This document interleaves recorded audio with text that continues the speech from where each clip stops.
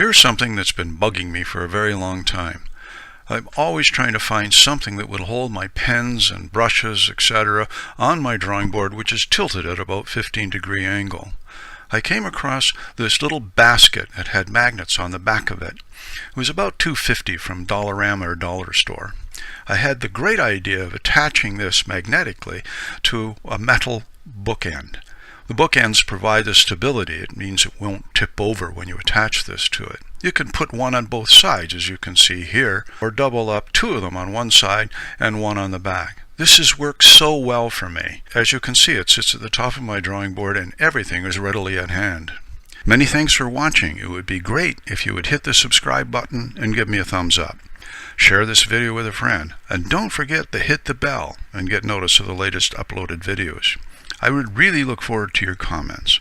Have a great day. Be frugal and keep on painting.